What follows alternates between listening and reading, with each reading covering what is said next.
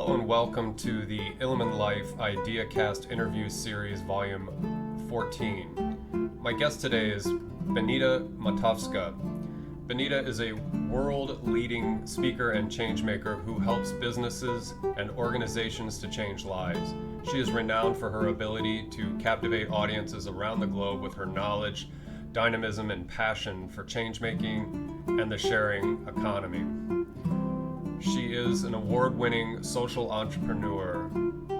Benita is the founder of Social Enterprise, The People Who Share, and Global Sharing Week, reaching over 100 million people worldwide.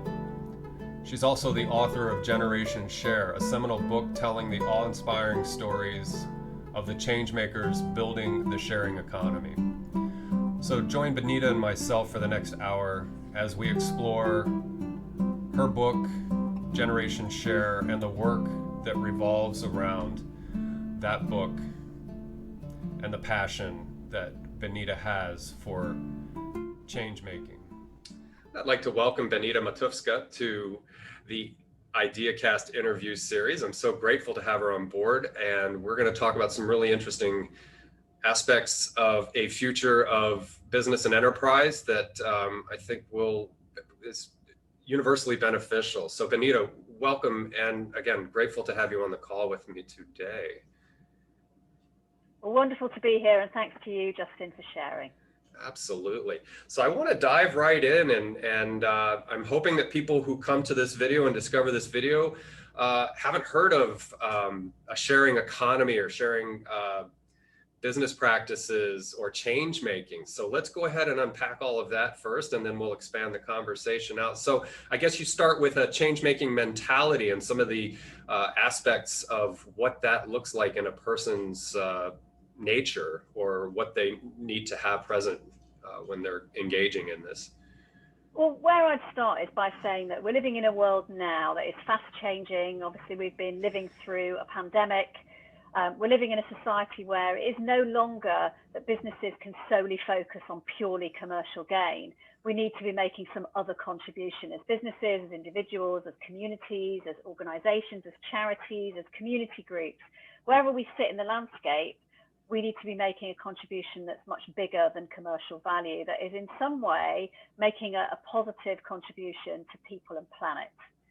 And that's really important in a business context, because for the longest time, we've had a model that is purely focused on shareholder value and commercial gain and so on, and this kind of winner takes all approach.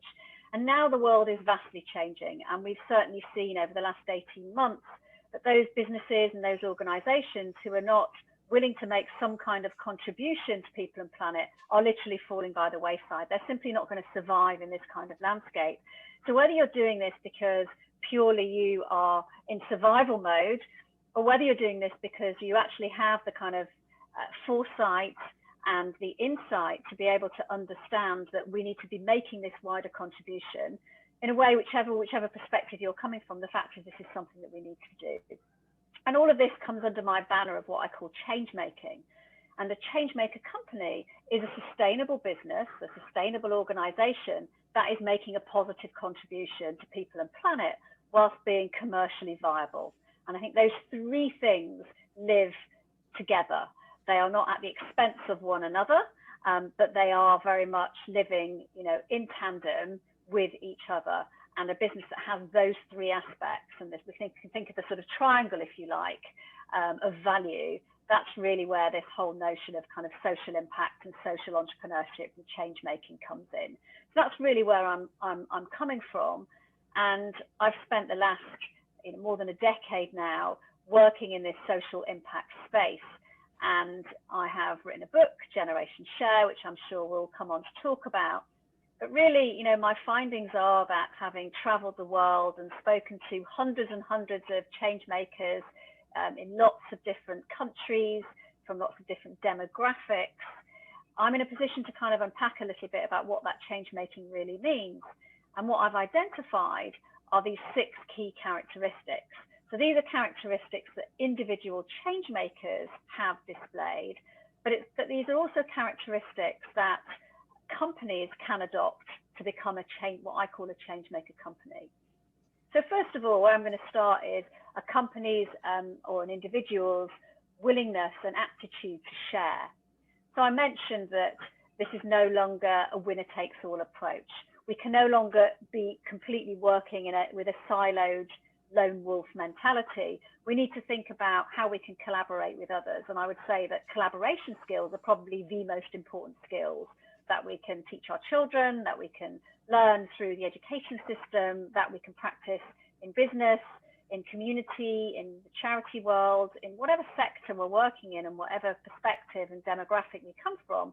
The ability to partner and collaborate with others is absolutely vital. So that's the first key characteristic of a change maker individual and also a change maker company, is the ability to share and partner and collaborate with others. Second one is about bravery and being brave. And again, what we've seen over the last 5 years, I would say, are those businesses that are really taking bold steps, that understand that they cannot purely look at immediate short-term gain for long-term peril. We've obviously had pressing issues such as climate change, where businesses can no longer avoid this huge subject. And it's no longer the case that we can just continue to take the resources that we have and excavate the resources we have without giving anything back. And we've heard lots of talk of sharing economies and circular economies, and the kind of system that in some way is benefiting, is making a positive contribution rather than simply a kind of take linear model, which just simply doesn't work. Mm-hmm. So bravery and having that ability to travel upstream, to make sometimes difficult decisions, to not take the quickest, easiest route, which is really a certain end in this respect, to understand the bigger picture, to really sort of consider that short-termism means short-termism for your business as well, and that you simply will not survive in this kind of world. So it's being brave to make those decisions, perhaps to be a mouthpiece for some of these bigger issues, and actually to build a really positive, conscious business that is taking a stance on a particular issue, and actually through doing that really resonates with audiences and with markets and with participants and with the crowd and with people and prosumers or consumers or whatever we want to call people. But ultimately, it's about taking those brave steps. And then the next one is adaptability. And again, we've been living through a pandemic where the businesses that have not been able to adapt and adapt quickly simply have not survived. We've seen businesses and organizations having to completely revamp their business models, having to pivot. We've seen charities, for example, having to operate in completely different ways. All of us have had to develop digital skills and operate online, and understand how the structure of our day and our lifestyles have become very, very different because needs must, and we've had no choice living in lockdowns and under restrictions and various other aspects of living during these difficult, challenging times. So adaptability is really important. And again, those organizations and both individuals that are able to adapt and change quickly are those that are going to survive for the future. The fourth characteristic of changemaker companies and changemakers themselves is this characteristic of love. And very often we don't talk about love and business in the same breath, but that is something that we really need to be doing. It's, love and care for, ourselves, our passions, our work, the value that we place on the people that we work with, the value that we place on the people that work for us or with us, our partners, our shareholders, and the planet. So, it's really considering love in all aspects, and a business that is built with love and care is going to be a business that inherently is going to be more sustainable. So we really need to consider that a different way of doing business, and that that love and business shouldn't be completely incongruous, that actually they should work in tandem. Mm-hmm. And what we do know are those businesses that are built on those kind of principles of love, for example, have much higher staff retention rates. They have much more of a community following. They have their businesses that tend to grow much faster because, again, there are those kind of principles that come through that people connect with. And certainly when we're living in an environment which we are, with these really huge pressing challenges, people are tending to opt for and make specific and deliberate choices to go with those kind of businesses and those kinds of organizations that actually care. So loving and caring is something that's really important. The next characteristic of being a change maker, either individual or company, is being positive. So being more solution focused. So rather than looking at the challenges and the difficulties, but taking this positive outlook, being solution focused, showing, for example, showcasing the positive work that you're doing. Very often I work with companies or individuals who are doing all kinds of positive work, but they don't talk about it. People don't really know that those companies are making some kind of positive contribution to their local community, for example. So I think we need to get better at communicating the positive work that we do, and also seeing the positive in those that work with us and for us and our partners. So positivity is a really important characteristic. Positivity often goes hand in hand with problem solving, and the ability to see the positive side of something, the ability to see the opportunity in a crisis. And I love this quote from Desmond Tutu, where he said, a crisis is an opportunity to choose well or to choose badly. Mm-hmm. And so when we start to look at things with that kind of positive mindset, that positive frame, we really start to understand that necessity really is the mother of invention. And I have no doubt we'll look back on this period of pandemic and we will see the most extraordinary innovations, social innovations that benefit people and planet, that really have developed during this time. I think that's quite exciting, a time of high creativity. And then the final characteristic, which really kind of ties everything together and all these characteristics together, is this characteristic of being future focused, of really considering the long term, the long-term impact of everything that we're doing. And when businesses start to make those kinds of decisions and people start to think about not what's the quick fix, what's the kind of immediate short-term gain that I'm going to be paying for later in some kind of way, but actually what's the decision that will make sense for the long term and for the future. Because then what we start to do is when we consider all of these things in combination, we start to consider that what we're doing is we're building something that is a system to live by, where we care for people and planet and we share available resources in any way that we can. So I think, we start to understand how these different characteristics come together. And that's really my work and my focus as an expert in change making, is really to look at how we can, as businesses, as organizations, as individuals, be making these much more deliberate and conscious choices that make a positive contribution to people and planet, but are also inherently commercially viable and sustainable, and are creating value. I prefer this term of value creation rather than, in some ways, commerce, because there's all different kinds of value that gets created.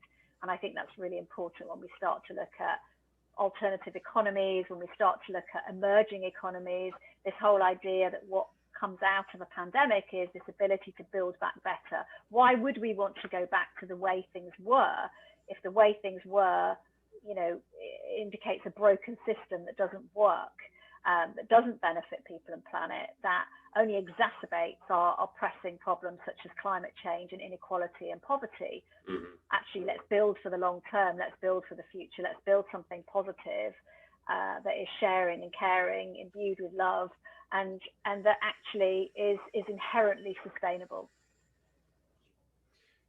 In listening to you, it strikes me that the change-making mentality and the sharing economy that emerges from that is much more pro-adaptive, in a sense that our species came up from, 500,000 years ago or whatever, by being communal, by being tribal, and by sharing, the threats and the benefits of communal living. And so it strikes me, and I know Richard Wolff beats this drum a lot.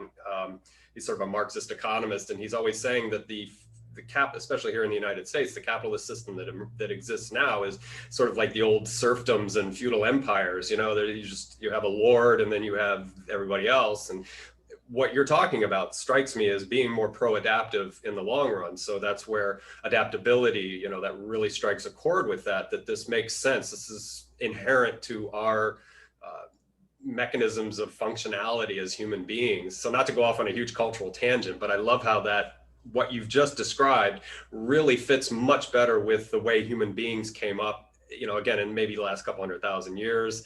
And it seems to fit us better rather than medieval, you know, sort of lordships and, you know, the serfdom and things like that, which is where we essentially find ourselves again in the United States, maybe in the Western first world, as they call it. So yeah, very promising and exciting. And so the love that you talk about, I think, is essential because I've owned several businesses. I've always, as a matter of fact, I call myself chronically self-employed. I've always had a small business, even when I've worked for other companies, you know, something on the side. But essentially, for 20 something years, I've been self-employed, had several small businesses. And I do have to have a passion for what I do. And they've never gotten large enough. I've only had maybe 3 or 4 employees at any one time. But that drive and that sort of, I view it as an empathic love. You know, there's various types of love. So it's just the love that you feel for your customers, for the people that work for you, or partnerships and collaborations that you do with others. So you've really hit on some beautiful salient points about what enterprise should look like and what would be more functional and again equitable and in a number of different ways. You know, value, as you said, the equity is not just currency, it is other currencies. You know?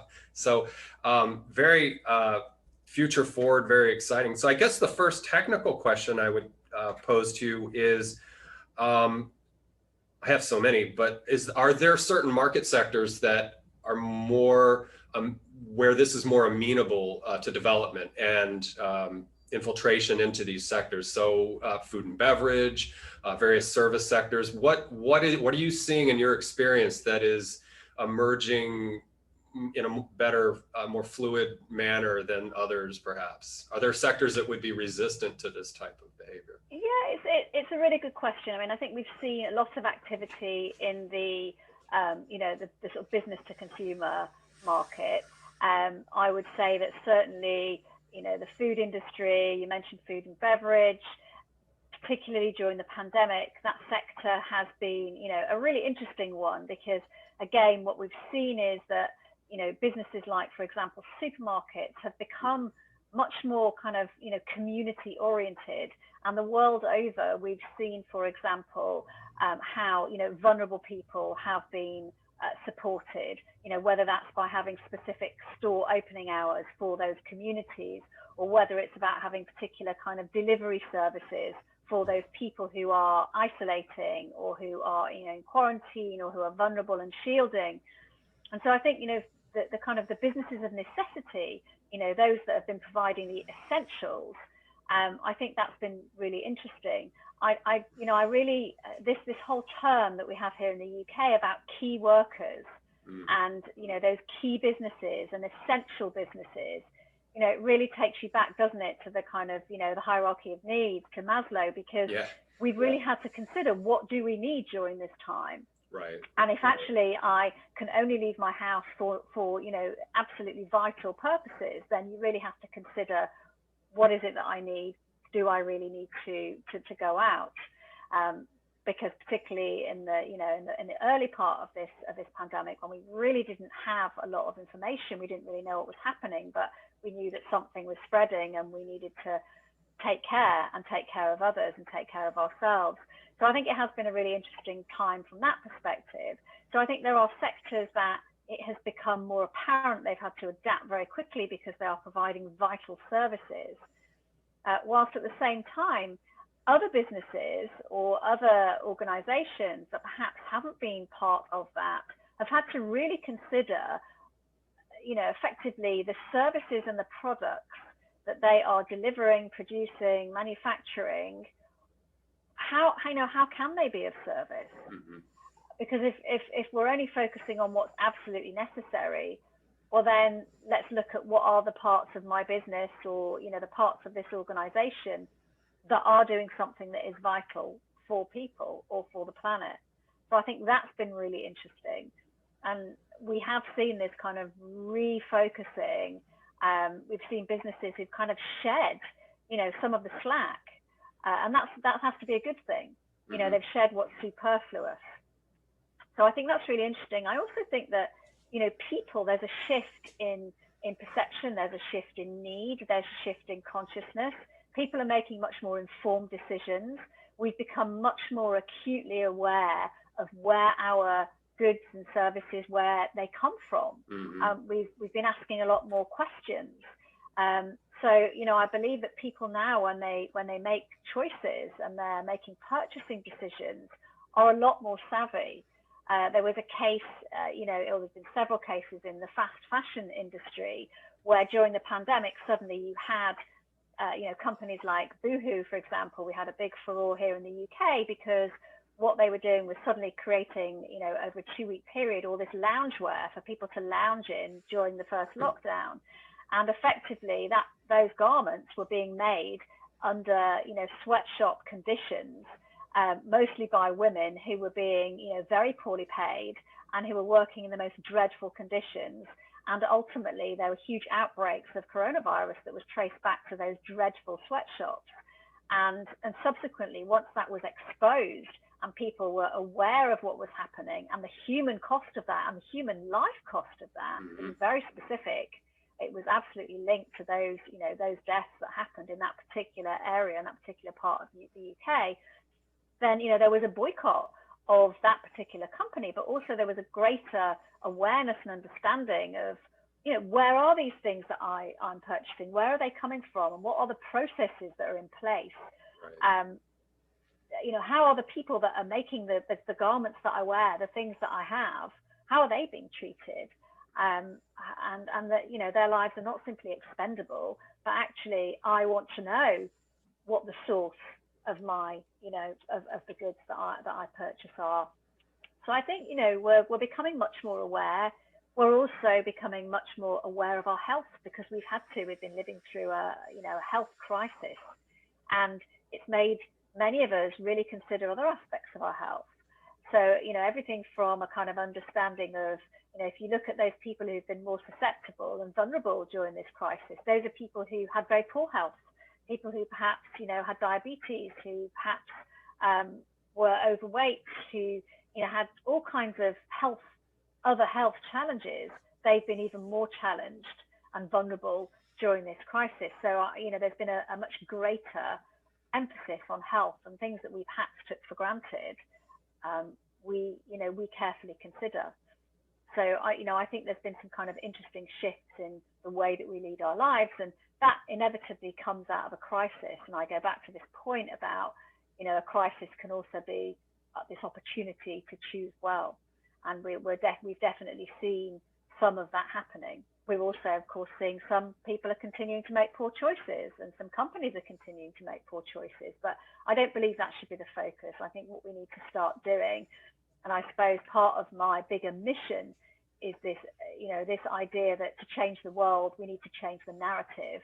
We need to tell better stories, and we need to start focusing on what's working, on what actually works. If we want to build a more efficient, caring, sharing society and economy that is sustainable, that actually tackles these key pressing issues that we have, then we really need to be telling more positive stories and showing it's possible, showing these positive case studies and examples from around the world of where things are working. Businesses and change makers that are doing well and are creating that value for people and planet.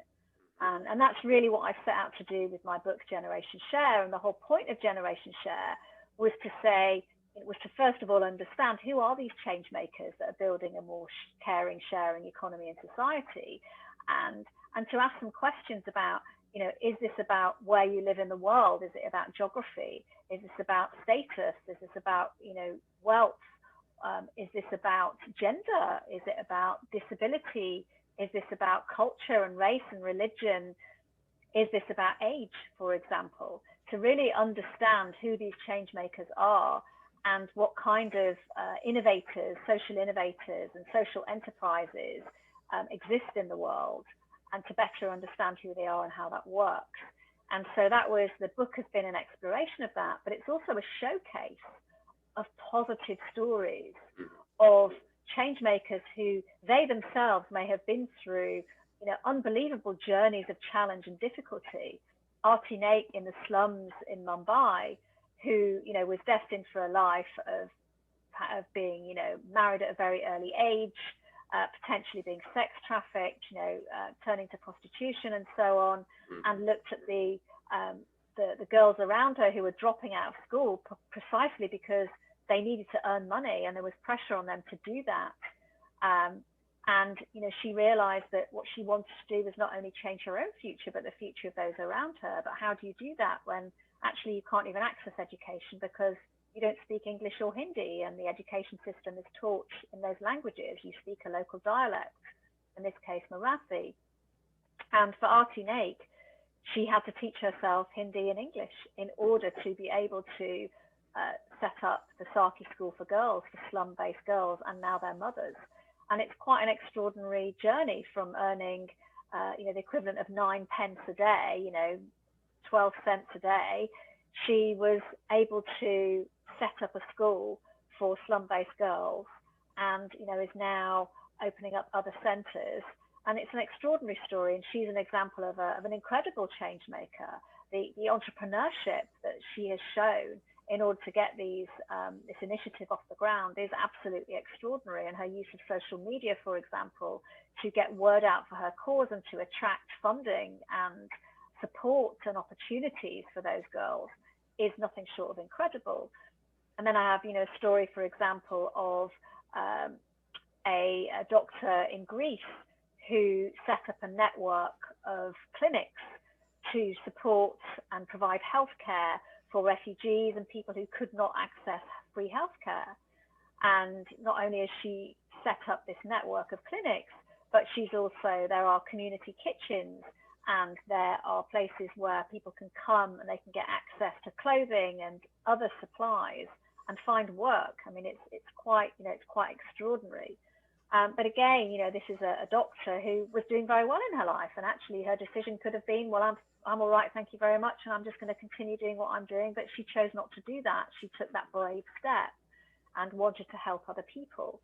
And then you have entrepreneurs, for example, who have set up, for example, we have Alex Stephanie, who's set up Beam, which stands for Be Amazing.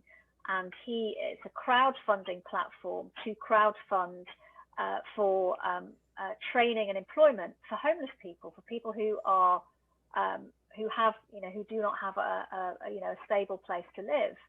And what he's doing is providing a future for those people through this crowdfunding platform, enabling a number of people to make a positive contribution, perhaps individually in a small way, but collectively that is providing somebody with the employment and the training and employment that they need for the future. And so, many examples of incredible social entrepreneurship. And that's what the book is about. It's basically saying, to change the world, we need to change the narrative. Let's elevate the status of positive stories and show that these things are possible, because what that does is it demonstrates to other people that if you have an idea and an opportunity and you see that something is not working in society and you can see a way to change that, then it's possible. Even if you have no means whatsoever, there are ways in which you will be able to do that. And there are examples throughout the book of people who've done exactly that out of absolute, in some cases, tragedy. Mm-hmm.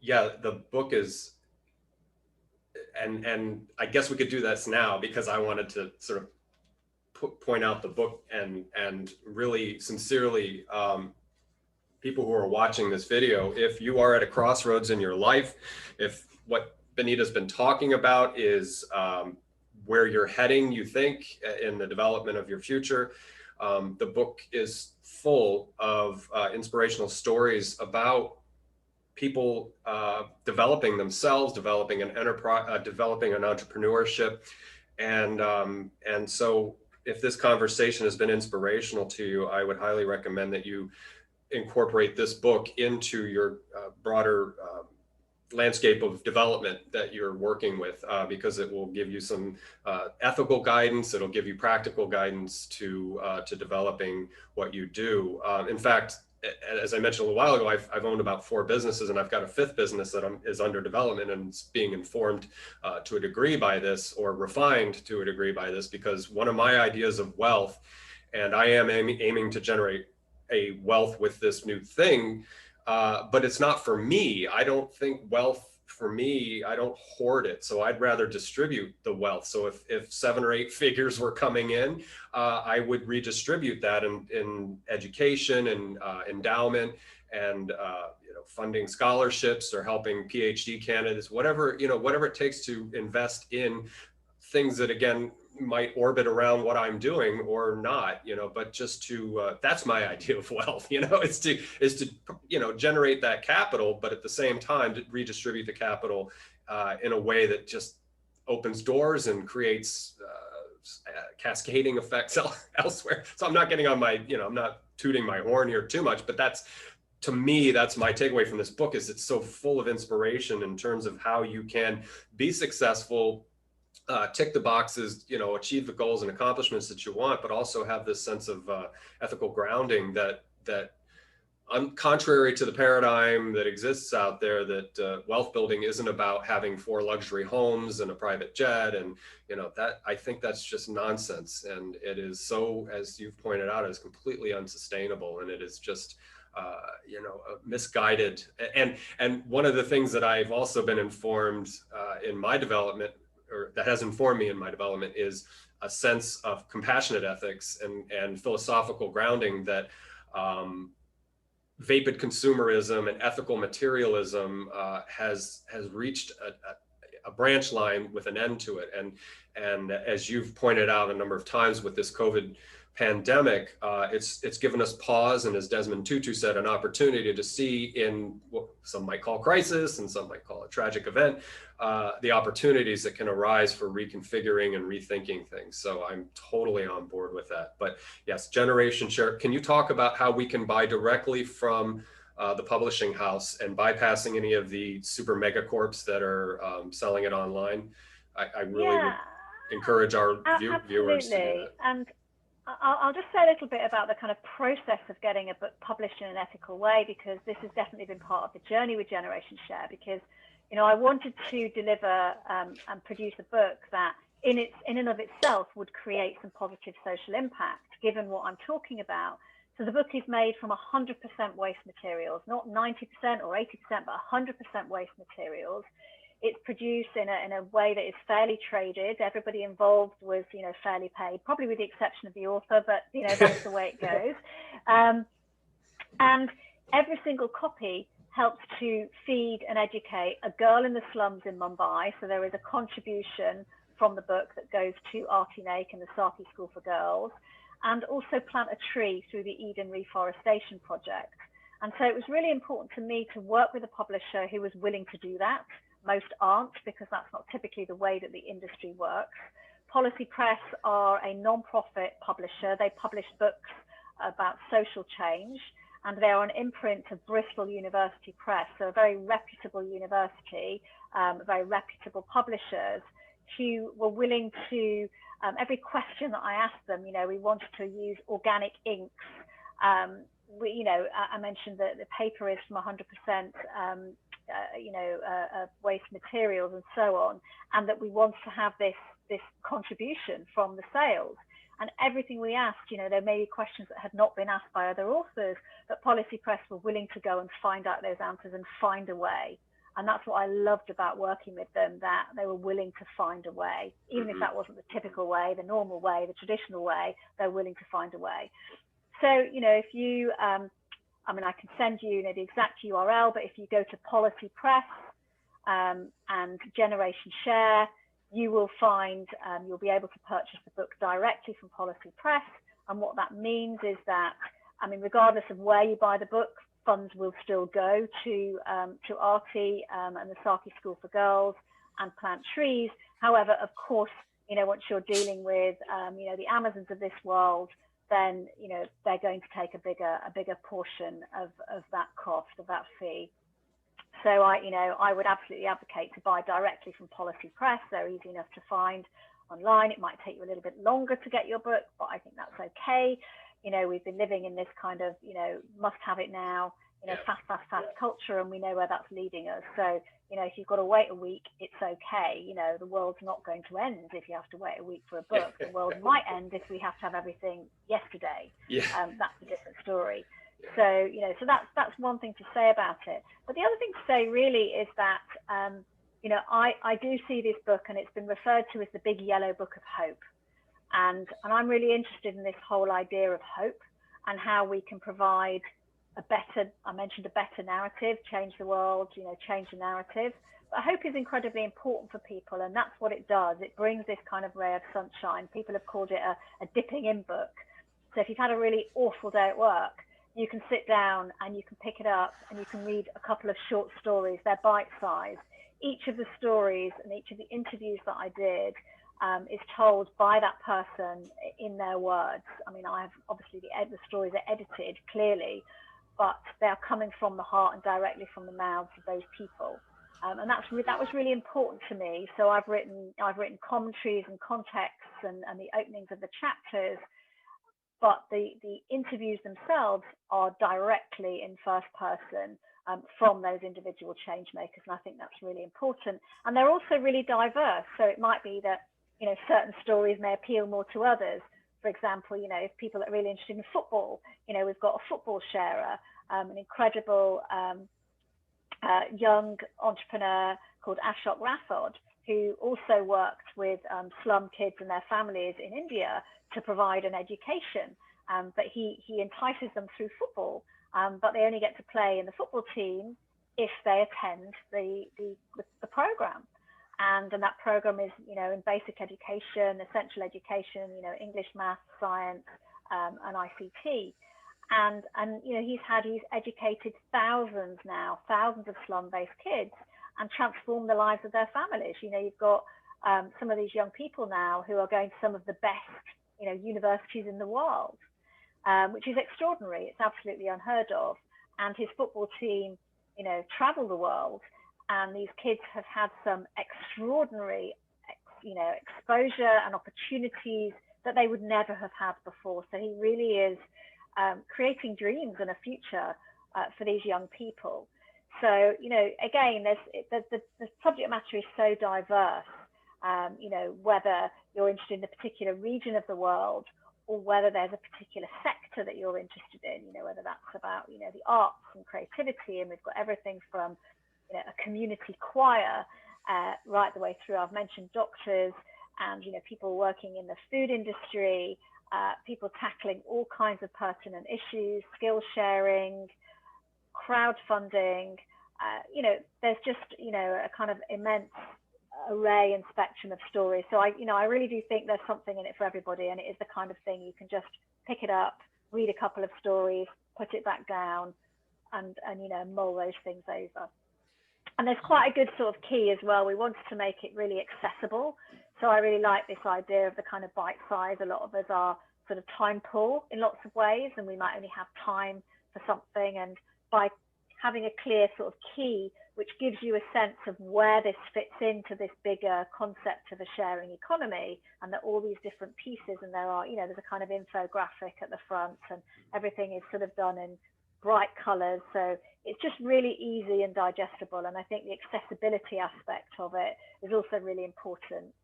We have a whole chapter on disability and looking at, some of the incredible both entrepreneurs, social entrepreneurs who have disabilities, and also the way that we view disability in society and how we can change some of those perceptions and challenge some of those stereotypes. There's one woman who is a comedian. She's our laughter sharer, and she is challenging through her comedy. She's challenging stereotypes all the time, and has done some extraordinary work to change the understanding and the perception of people who happen to have disabilities. So I think there are a lot of, we haven't been afraid to tackle issues and to look at gender, for example, and some of the issues that have been really pertinent in our time, and some of the issues around, for example, women and safety, and some gender bias, and some of those kind of challenges.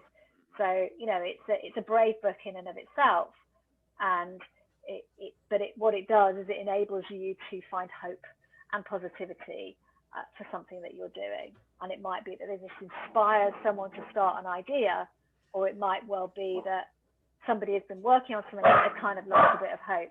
Let me just, can we pause there for a second? Yeah, while I just sure. have a little Attend to the conversation? Yes. So feel free to pick up wherever you want.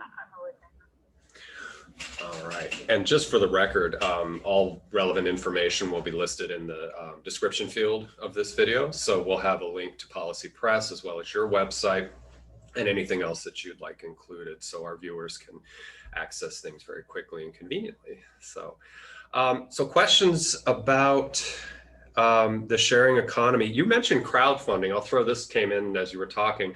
Do you ever see crowdfunding going forward as being a means of, I don't want to say complete displacement, but or replacement, but stock markets, things like that are deeply problematic? I guess that's what the young people say, but they are not terribly efficient at sustainable enterprise. And so I say that in the context that industry and enterprise overall engaged in public ownership and market share have to meet expectations continuously, have to have this continual growth trend, and that just leads to all kinds of problems, at least in my naive observation of and I don't know a lot about economics, but anyway, the market system dependent on trading of shares, which was a good idea a long time ago in small scale. You needed money to start something, you issued a few shares and you got big.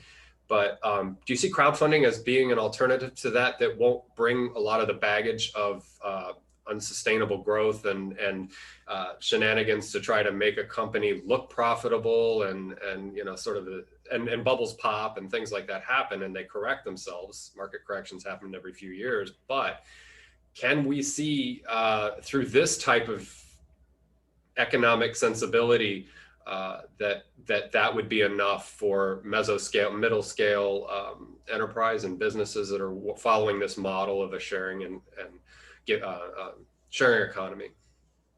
Well, we're already seeing that. I mean, we have now. There are some very large platforms out there that are providing different kinds of crowdfunding mechanisms. So, you've got equity crowdfunding. So companies, for example, like Crowdcube that started out here in the UK.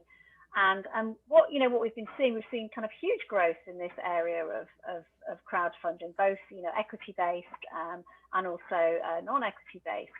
And I think it's crowdfunding really has it really does have a place in the kind of larger economic picture, because what it does is it enables, on one level, it enables people to raise funds and access funds in ways that they previously weren't able to do so.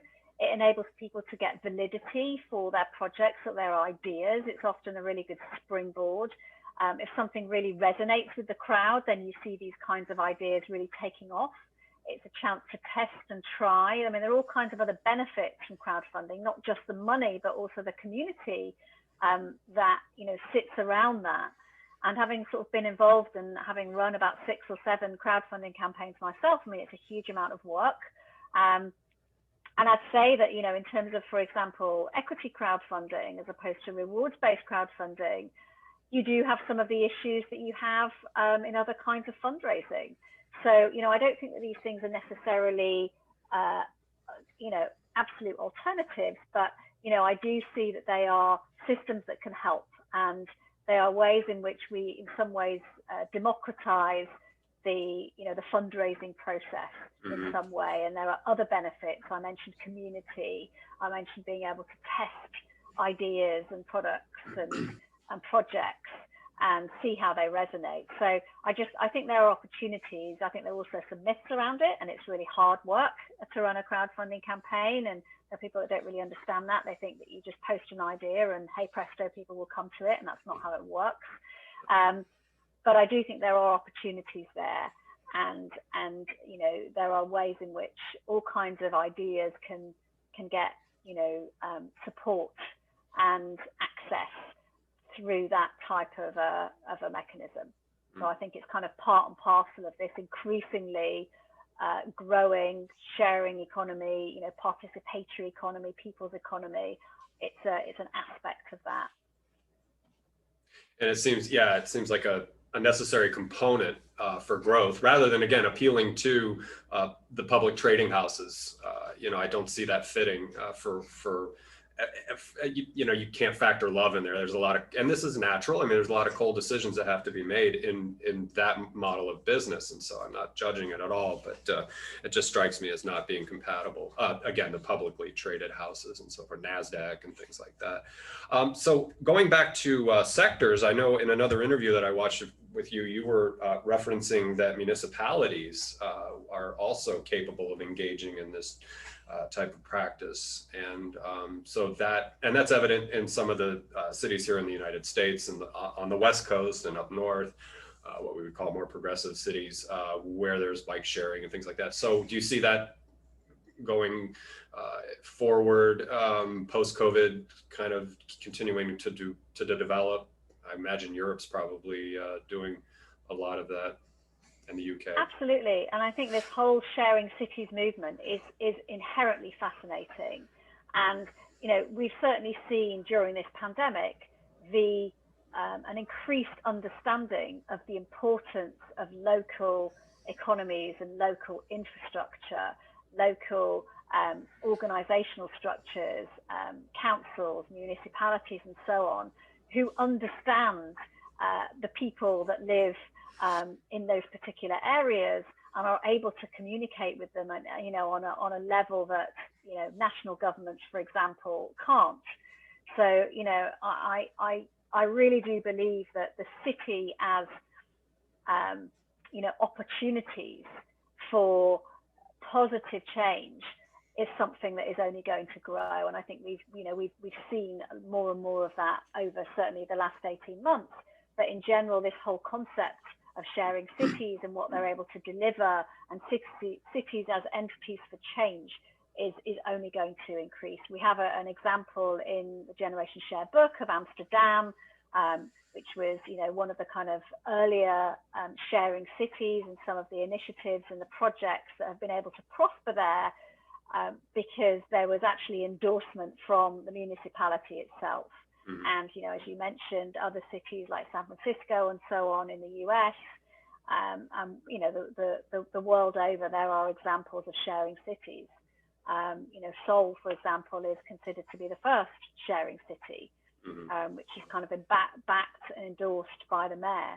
And that's something that's important, is the fact that you have all of the different players and actors that have an interest in the city, that live, work, and play in that area, have an input and have a say into how that sharing city works. And this whole idea of, one of the things we've been hearing quite a lot about recently is this idea of citizen assemblies, where citizens have, a participatory role. Generally, citizen assemblies have had success when they're dealing with really difficult issues, where you have very polarized perspectives. In Ireland, for example, on issues such as abortion, where you've had citizen assemblies that have been able to come together and put people in a room who have very, very opposing views, and actually come out of that with something really productive, where people in the end are in fact having conversations and are listening to each other, rather than entirely kind of divided communities. So I think there's something really positive about that, this whole idea of how we can use cities as places that bring together people from lots of different perspectives, the idea of unity, and finding ways to bring people together. Because of course, we have much more in common than that which divides us. as you know, as the wonderful MP that was tragically murdered, Jo Cox, said in her maiden speech. And it's so true, isn't it, that we're human beings, and as human beings we can connect on so many different levels. But again, if we focus on this negative narrative that is telling us that things are polarized, and we talk about the other and we kind of otherize everything, then that's only going to kind of drive a further wedge and drive us further apart, when the reality is we do have more in common. Let's focus on that commonality. And that's a really a big theme in the book, is what binds us, what brings us together, what enables us to develop as human beings and to prosper as a society, is by seeing those positives and those places of commonality, in society, in our lives, in our communities, in our workplace, in our religious places of worship, for example. That's really important, is to always sort of come back to that thread. To share is to be human, and we would not have survived as a human race were it not for the fact that we were able to share and collaborate. And that's something that's incredibly important. We see during times of crisis that people do come together, and we've seen that over the last year. I started a blog at the beginning of the pandemic called Love in the Time of Corona, and I started to collect stories of positivity, of people helping one another. And at one point I had to stop because there were just so many. There was just too much to sort of capture. And I started to realize that this was, people actually are inherently good, and they want to help in those situations. And, there were so many people, rushing to kind of volunteer. And volunteerism, for example, the world over has had a kind of huge, it's been a huge upsurge in people wanting to volunteer. Particularly in the beginning of the pandemic, it was that kind of impulse of, well, how can I help? How can I help other people? And that's human nature. We are inherently good. We do want to help each other. So let's focus on that, and let's tell those stories, because all that does is it creates those ripples, and it enables more of that kind of behavior. It validates positive behavior. We've spent a lot of time validating negative behavior, and we have to look at the Trump era, don't we? And we can see how when you start to validate aggressive behavior, unpleasant behavior, then what's the result of that? Well, the storming of the Capitol is a result of that. So, what we're starting to see now, we're in a different era. Things are shifting, and we are in an era where people are more conscious, they are more caring, they are more sharing. We've been going through this challenging time with this pandemic and with our health in question. And it's really forcing us to kind of look at, how can we be better? How can we build a more kind of equitable society? And that's not to say that there aren't huge challenges and huge problems, but it's to say, okay, well, let's take a positive view of this, and how can we deal with that? How can we make a positive contribution to solving those problems? And what can I do as an individual? What can we do as a community? What can we do as a workplace? What can we do as employers, as employees, as companies, as projects, initiatives, individuals? So I just think that wherever you are in society and whatever perspective you come from, everybody has a valid and valuable contribution to make, and I believe that's what's important. And my work really is about, I work as a writer, as an author, as a change maker. I run a non-profit, The People Who Share, and we've just, Global Sharing Week, for example, which is this week. We are in Global Sharing Week right now, and this is really a time where people can make positive contributions and ask themselves these questions. What can I share with others?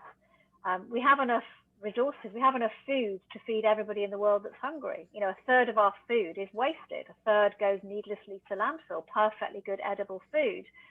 There's 10 times the amount of food that we have surplus to feed everybody that that needs to be fed. There is no need for world hunger. What we need to be doing is sharing and creating the kind of infrastructure and the kind of sharing economy that enables that to happen efficiently. That's the work that I do through my nonprofit, and as an innovator and as a consultant, what I'm really interested in is how I can work with companies, with organizations to become change maker organizations and change maker companies, and then how I can take them through that process that enables them to completely not only transform their businesses to be more sustainable and commercially viable, but that is making a positive contribution to people and planet. And that's really where I see that this is all heading. So that's what we need to be doing. Certainly. And it's a non-judgmental process. And I say that in the sense that you've indicated there's this nice feedback loop that can occur with stability begetting stability begetting stability, which opens up for more reasonable thinking and more a positive solution-oriented thinking. Whereas on the contrary to that, and we just went through that in the United States, you get the appeal to authoritarianism because people are fearful or feeling hopeless. And there are very good reasons for people to feel that way, but the authoritarians emerge, and it's worldwide. I mean, it's just staggering.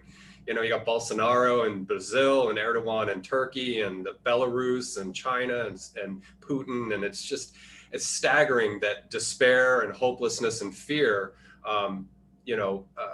give rise to these despots. And so that's a good example. And just as we said with Tutu earlier, you know, in these times of trial, that you can find silver lining. I don't know if the United States has quite emerged from that yet. We might need to burn ourselves a whole lot more before maybe something emerges. But anyway, we can hope that something stabilizes. But there's a lot of reasons and a lot of incentive to keep that mechanism going, to produce stability, produce food security, water security, keep the carbon issue in check, which is a big thing for me. It's, carbon cost and what are we doing in that regard without getting too emotional about it. It's just very pragmatic. How do we wean ourselves off the hydrocarbon industry, hydrocarbon fuel industry, and things like that? It's all very pragmatic. But once you, and I think one of the huge bottlenecks that humanity is going through right now is we got fire from the gods about 30 years ago with social media and the immediacy of media and the abuses that have come from that. And I'm appealing to both cultural binary poles, or whatever you want to call it, left, right, doesn't matter. It's all being exploited, and our fear is being exploited for commercial gain. They sell advertising by keeping us glued to the television set. 9/11 in the United States was a good example of that. I used to watch news up until 9/11, and then I realized that it's just this pipeline of fear being pumped out with all the little streaming things going on. And I thought, oh my God, it's time to pull out of that. So that can be, if you can do that for yourself, then you can supplement or augment by way of what you were just talking about and what the opportunities are out there and the positivity that does exist that you've uncovered. And I'm sorry if I'm soapboxing here, but I think it really is critical to our survival. I think, extinction is a big thing on the table right now, and we need to be very... Absolutely. And it's really, fear, underpins so much of what doesn't work. Mm-hmm. And this idea that, this is about pragmatism and this is about what works. The things that weren't working about the world before this current pandemic, well, we've got all of the intel and all of the opportunity to fix that. So why wouldn't we want to create a system that's better for everybody?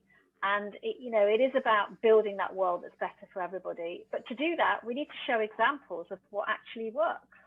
And that's why I believe it's really important to showcase these positive stories, because people need to understand this is not some sort of crazy, pipe dream, but actually these people, every single person that I feature in Generation Share book is doing this right now. This is what they're doing.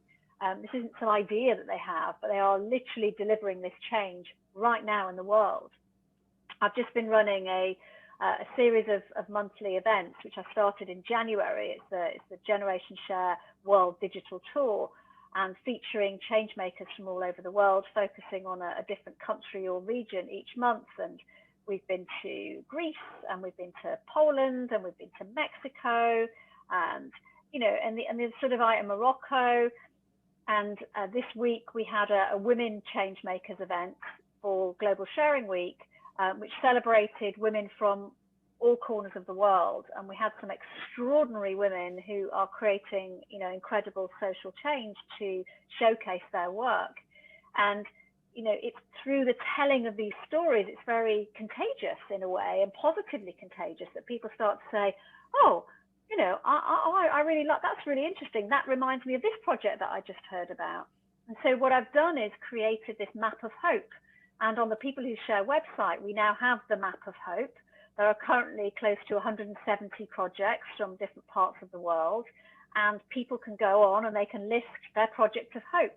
And through these events, everybody that comes to the events, we do run breakout rooms, it's very participatory, and people get the opportunity to contribute.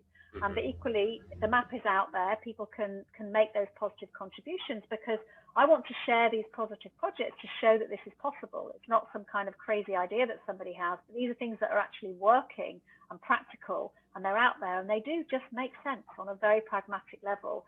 And we've got this opportunity to rebuild, to reimagine, to build the kind of world and society that we want.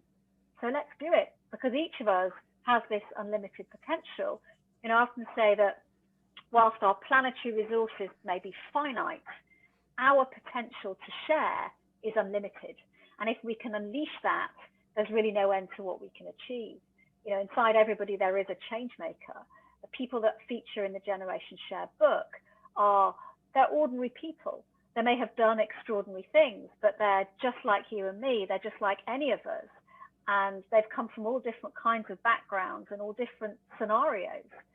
But each of them have created something that values provides value for people and planet. And it demonstrates that it's all possible. It's possible as long as we know it's possible, and that we can see that there is a pathway and an opportunity to achieve these things. I think that's really important. So this is a book of hope, and my work is about endorsing hope and saying we all need some hope in our lives. We need to know that these things are possible, and let's change that narrative, because each of us has the capacity to do that. We all decide what we want to talk about each day. We all decide what we want to focus on, whether that's in our homes with our families, or our neighbors, or our workplaces, online conversations, in our businesses, or anywhere else.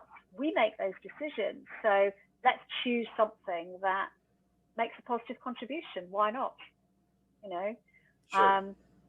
Let's take that opportunity. I think that for me is really the most important thing, that this is for everybody. To share is to be human, and we all have a role to play in all of this.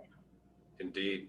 And I think one of the key components to human flourishing is meaning making. And I've spent the last couple of years just sort of examining, there's a beautiful series on YouTube, and I'll plug somebody else for a second. John Vervaeke has this 50-hour lecture series called Awakening from the Meaning Crisis. And a lot of what he points out is interesting, how we kind of lost our way, especially after the Age of Enlightenment, and they stripped religion out of the process of cultural experience, and for good reason. And we needed that schism, but at the same time, something disappeared, and that is the sense of meaning that religion did provide folks, 16th century and prior, 17th century and prior, but with a lot of baggage and dogma and stuff like that. So anyway, he's examining that in this lecture series. But the will to meaning, as Viktor Frankl would say, is essential. And meaning making or meaning vacuum filling can be done by shadow and light, so the dark side can net results just as easily as the light side. But this flourishing can result from positive meaning making, and what was outlined in Generation Share speaks perfectly to positive meaning making in your life. Meaning can be spirituality, meaning can be ethics, it can mean a good relationship with nature and humanity. So there's this a huge dynamic, but the book again outlines a very valuable component of meaning making, which is to bring that meaning to your life, that you are doing something impactful in a positive way, and you are absolutely changing trajectories, absolutely. Right? Yeah, absolutely. And I have to tell you, I'm about to head off to something that's very meaningful for me. So I participate in a community choir with people from all walks of life. We do lots of charity gigs. Obviously, that's been a little bit challenged during the current restrictions, but so I'm about to head off there because we are planning to do something quite public in a few weeks' time, when restrictions are further lifted here in the UK. And then I'm going for a full moon swim. So I live by the sea. And although, you know, compared to the US, our waters are currently, our weather is generally much cooler. Right. I have been swimming all the way through the winter, including when there was frost on the ground. So I'm going to be participating in a full moon swim tonight. So I'm going to have to leave shortly. But it's been an absolute pleasure, Justin. And is there anything final you want to ask me, or anything else that you want to know before I head off? I've literally got to go in a couple of minutes. So okay, and you could answer this quickly. The one question that revolves around the mechanics of this sharing economy: is there a beneficial corporations has a sanctioning body? Do you ever see an emergence of a sanctioning? A benevolent sanctioning authority emerging to help steer and guide people who are trying to craft this particular practice of business? Is there something that you could see, or is that not necessarily? Well, you know, I think the sort of proliferation of B Corps is a positive thing, and you know, there are definitely other mechanisms out there, different social enterprise structures, for example, where the benefits and the value that's created inherently benefits people and planet. I think there are a number of different mechanisms for that. B Corp is a very good example of that. You know, I'm a real firm believer in why reinvent the wheel if it's not ain't broken, don't fix it. You don't need to fix it. So I think there are a number of different structures out there, but I do believe that is important, and we do need these mechanisms in place. We need to have more diverse boards. We need to make sure that we're seeing more diversity in business. As you know, as employers, there's a lot that we can do about that to make sure that we have more women, that we've got, you know, more ethnic diversity, more diversity and more inclusivity in terms of people with disabilities and so on. You know, we can go through all the various demographics, but, you know, we all need to be more inclusive, in order to ensure that the kinds of companies that we're running, the sort of employment that we're providing is really, you know, beneficial and making a positive contribution to the widest number of people possible. That's really what's important. So yes, there are lots of structures out there, and we should support them and endorse them. Cool. And really, businesses should be asking themselves, how am I making a positive contribution to people and planet? But thank you so much for sharing your time, and it's been an absolute pleasure talking to you, Justin. And you know, I've loved being part of Ideas Cast, and thanks for sharing. And you've got all my details if anybody needs to reach out to me. I love working with new businesses and new companies to take them through this exciting process, because it really is an exciting process. I'm also a public speaker, so I love speaking to, you know, conferences, be they, you know, offline or online, and really sharing some of the insights that I have gathered over the last, 20 years really, and certainly over the last 12 while I've been working in this social change space. So, you know, can come and connect with me for those reasons. Absolutely. And so I'll round out and say that Benita has a couple of TED Talks that you can find on YouTube. She's accessible in social media. And so seek her out, seek out the work. Maybe not seek her out personally, but seek out the work and what she's accomplished. I'd love the TED Talks that you did. The trip across America was beautiful.